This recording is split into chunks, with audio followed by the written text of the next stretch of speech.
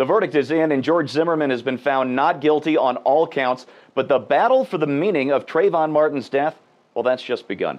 I'm Steve Green. This is Trifecta. And let's bring on Scott Ott and Bill Whittle for a look at how a local murder trial is being used across the nation for political advantage. Now, we've seen the protests on TV, but let's look a little deeper than that today. In a widely read piece for Salon, Edward Wyckoff Williams said, and this is a quote, "Sanford police coyly tolerated the actual killing of an unarmed black child, but yet refused to tolerate any anger expressed for the acquittal of his murderer." He then went on to call it the new Jim Crow. Bill, is he right? Is there a double standard in Florida for violence? Categorically, there is. Categorically, there's double standard for violence. And the double standard is that black-on-black crime is utterly unreported.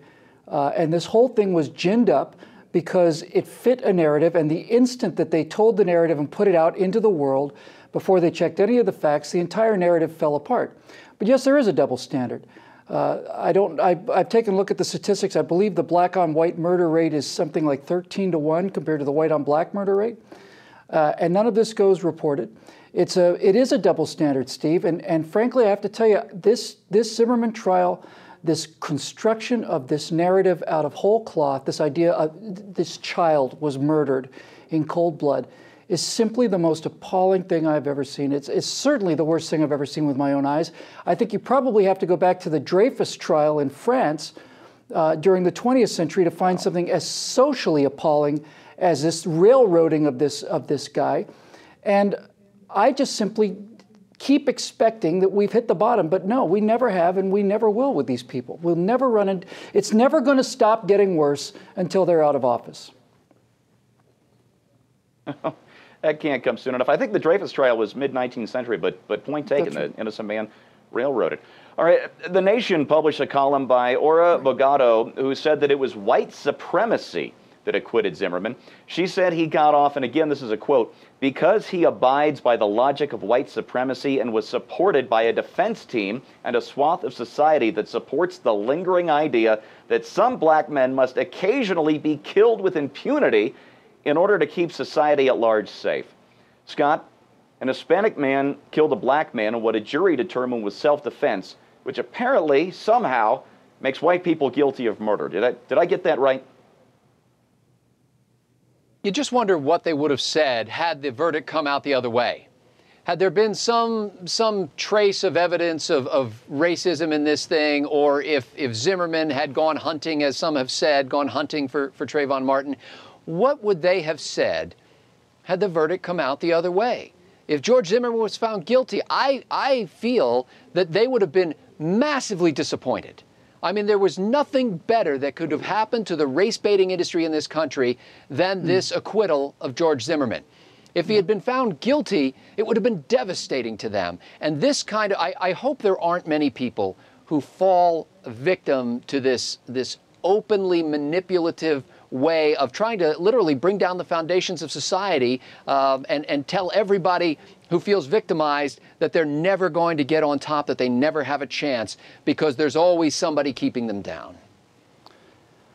Scott, that's a terrible... Oh, yeah, go ahead, Bill. Can I just add to that, Steve? Yeah. The black president of the United States made this a national cause when he said that if I'd had a son, he would have looked like Trayvon Martin. The black attorney general of the United States used Department of Justice funds and resources to bus protesters into these protests for the Zimmerman trial. This idea that the black people in America have been utterly disenfranchised is utter nonsense.